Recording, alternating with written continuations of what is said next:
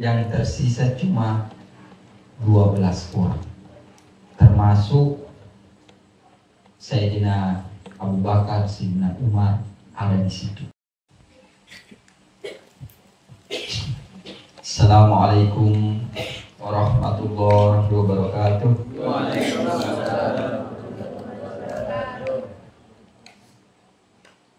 Alhamdulillah alladzi anzala as-sakinata fi qulubil mu'minin liyazdadu imanan ma'a imanihim wa ala rabbihim yatawakkalun.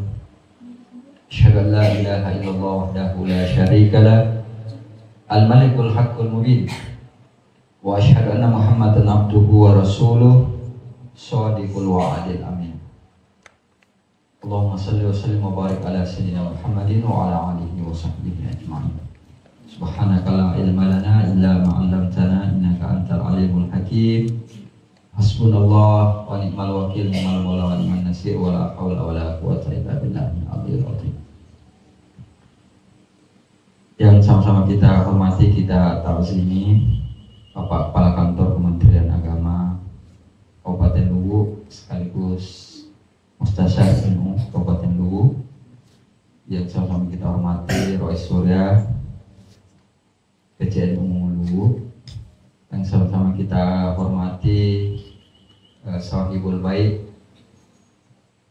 Bapak Al-Mukarram Kiai Abdul Halim bin Suud bersama dengan Ibu, yang sama-sama kita hormati Sekretaris Gerbang Selawat sekaligus Wakil Ketua PCNU Kabupaten Kota Palopo sekaligus Ketua LGNU Kota Palopo, senior saya Raden Ruhanda Muhammad MMPD insyaallah, yang saya hormati Ibu Ketua Muslimat Kota Palopo, Ibu Ketua Muslimat Kabupaten Luwu, hadirin hadirat, dan terkhusus kepada Bapak Kepala Desa Tampak yang datang lebih awal daripada ya. Terima kasih Pak Desa bersama keluarga dan Ibu yang hadir, anak-anak sekalian yang dirahmati oleh Allah Subhanahu wa taala. Saya mengawali ceramah agama ini dengan sebuah kisah. Jadi dulu itu pelaksanaan sholat Jumat sebelum sekarang itu sholat dulu baru khutbah. Tetapi ada kejadian yang kemudian berubah itu pelaksanaannya sholat Jumat. Khutbah dulu baru sholat. Jadi ada kisahnya seperti ini. Jadi waktu itu Rasulullah SAW sudah sholat bersama sahabat-sahabatnya. Kemudian Rasulullah naik ke mimbar untuk khutbah Jumat. Sementara Rasulullah khutbah Jumat, tiba-tiba datang rombongan kafilah membawa dagangannya dan menggelar dagangannya itu di depan masjid. Ya, iklan lah kalau sekarang. Ya, ini dagangan dari negeri ini, diskon. Wah, ini sahabat di dalam ini gelisah. Masalahnya di tanah Arab itu barang-barang itu tidak selalu datang 3 kali 1 bulan. Ya, tidak seperti sekarang buka HP pesan online ada. Ya, dulu itu kafilah itu kan harus naik unta ya berbulan-bulan. Wah, sudah itu ada lagi pelayannya teriak-teriak di depan gerbang masjid. Ayo diskon, ini kesempatan nanti habis. Semakin gelisah lah ini jamaah Jumat. Ya, semakin gelisah ini jamaah Jumat di dalam. Apa yang terjadi? Banyak sahabat-sahabat keluar meninggalkan Rasulullah yang sedang khutbah. Yang tersisa cuma 12 orang, termasuk Sayyidina Abu Bakar, Sayyidina Umar ada di situ, di 12 orang itu. Lalu Rasulullah SAW berkata, seandainya seandainya tidak ada kalian yang 12 orang ini bertahan di sini, itu api sudah mau menyambar kita di sini, membakar kita di sini. Seandainya kalian tidak 12 orang ini bertahan, bisa jadi ini kita dapat bencana. Nah, saya terikat tadi kisah itu dengan majelis-majelis salawat, majelis-majelis zikir. Jadi walaupun mungkin jumlah kita belum banyak, belum, tetapi kita harus tetap bertahan dengan majelis-majelis zikir seperti ini.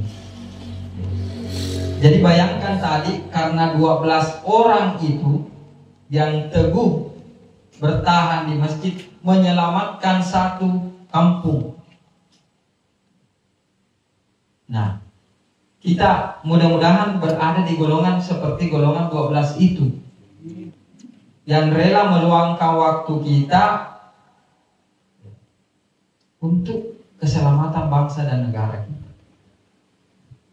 Jadi jangan kita berkecil hati, kita selalu zikir, pengajian, selawatan. Yakinlah bisa jadi karena selawat kita, doa kita itulah yang menyebabkan kampung kita selamat. Dan kalaupun kampung kita itu terkena musibah bencana, itulah yang paling ringan. Seharusnya mungkin besar sekali itu musibah, tapi karena kita selalu bersalawat, maka Allah kasih keringanan-keringanan kepada kita. Jadi ya, itulah yang mungkin pelajaran yang perlu kita petik, bahwa menghidupkan majelis zikir, majelis salawat itu luar biasa faedahnya. Jadi kalau ibu-ibu menggelar yasinan, tahlilan, pengajian, mungkin orang melihatnya kecil, tetapi di mata Allah itu sangat besar faedahnya. Jadi, tetapi kita juga jangan menepuk dada, tidak boleh. Oh, sayalah ini ahli zikir, sayalah ini ahli salawat, gara-gara sayalah kita. Jangan.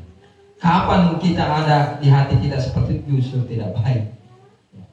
Jadi tetaplah berbuat karena ikhlas semata-mata, karena Allah Subhanahu wa ta'ala. Hadirin dan hadirat yang dirahmati oleh Allah Subhanahu wa ta'ala, insyaallah malam Sabtu itu kita sudah salat tarawih ya, sambil menunggu pengumuman resmi dari pemerintah ya, karena kita ini kan atiullah wa atiur rasul wa ulil amri minkum ya. Jadi kita ini, tetapi pesan yang ingin saya sampaikan adalah mari kita mempersiapkan diri menyambut bulan suci Ramadan.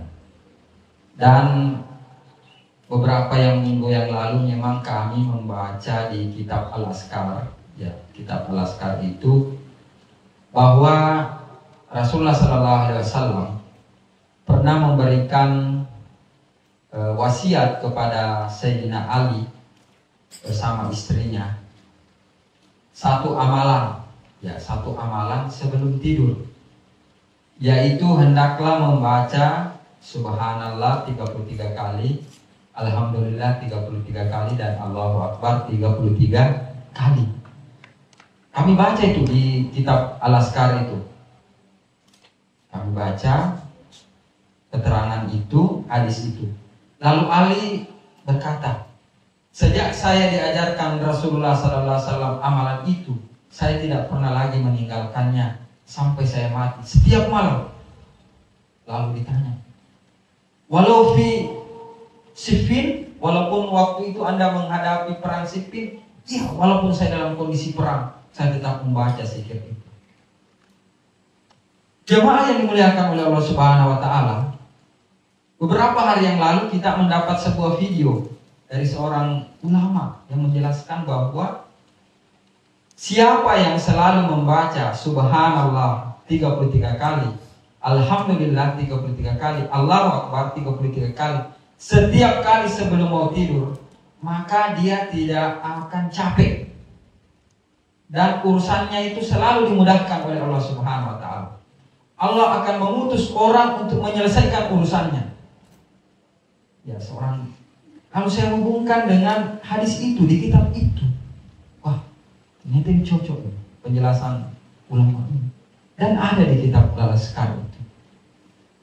Jadi ini penting sekali. Nah, dan ada satu hadis juga yang mengatakan bahwa di riwayat Bukhari, kalau kita selalu zikir, selalu membaca Al-Quran, kemudian satu saat kita sakit, suatu saat kita musafir dan tidak sempat mengamalkan zikir itu, maka Allah tetap akan menghitung pahala zikir kebiasaan kita. Alhamdulillah. Jadi sekali lagi terima kasih Pak Kiai undangannya hari ini. Seandainya tidak ada undangannya Pak Kiai, mungkin hari ini kita entah di mana, mungkin kita tidur, mungkin kita scroll WA saja, mungkin kita di kebun atau mungkin di mana. Tapi karena undangannya Pak Kiai, maka kita bisa berada di majelis zikir. Ya. Jadi man dalla ala khairin, ya falahu ajrun mislu fa'il.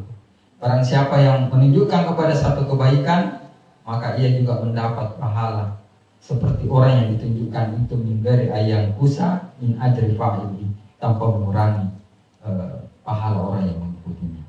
Jadi sekali lagi mari kita bergerak bersama-sama, ya.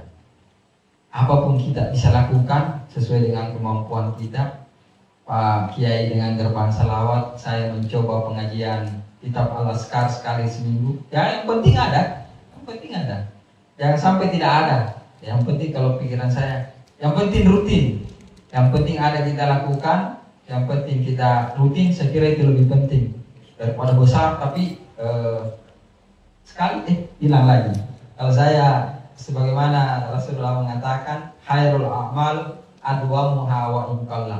Sebaik-baik amal itu adalah berkelanjutan walaupun kecil. Ya, istiqomahnya. Ya. Jadi Pak Kiai, kita doakan mudah-mudahan majelis gerbang selawat ini senantiasa konsisten dan ya mungkin memang nanti tadi kebetulan ada tamu jadi kita tidak sempat bawa pasukan ke sini. Mungkin lain kali misalnya lebih banyak lagi kita bisa bawa ya. Ya kalau kita masih bawa 2 mobil lah lumayan lah itu. Saya kira itu kebetulan tadi ada tamu jadi tidak sempat konsolidasi. Misalnya bawa ini Odika dan Ustaz Hamsi menemani saya. Insyaallah mungkin berikutnya bisa kita bawa 2 mobil, 3 mobil. Insyaallah bisa lebih ramai lagi. Sekali lagi terima kasih dan mari kita berdoa kepada Allah Subhanahu wa taala. Mudah-mudahan kita sampai pada bulan Ramadan ini dengan penuh keamanan, penuh kesehatan, penuh keberkahan dan Allah mengampuni dosa-dosa kita semuanya. Sekali lagi mari kita terus berselawat, mari kita terus berzikir karena insya Allah itu adalah pembuka pintu rahmat Allah Subhanahu wa taala. Mungkin itu yang dapat saya sampaikan karena habis ini masih ada kegiatan dengan Bapak staf khusus Menteri Agama di kampus, hingga mohon maaf tidak bisa berlama-lama di sini. Tetapi intinya kami sangat bersyukur dan kepada Bapak Kepala Desa kami aturkan terima kasih atas segala dukungannya. Ibu-ibu dari Lamasi juga mungkin ada, terima kasih. Ya, saya Pak Haji Sumaryono itu selalu menjadi teladan saya dalam ber-NU. Ya, sejak saya ada di Palopo, mungkin juga Pak Kandepa, beliau selalu menjadi guru saya, mengajarkan saya. Ibu Ketua Muslimat selalu menjadi pembimbing saya. Terima kasih. Wallahul muwaffiq ila aqwamit thariq. Assalamualaikum warahmatullahi wabarakatuh.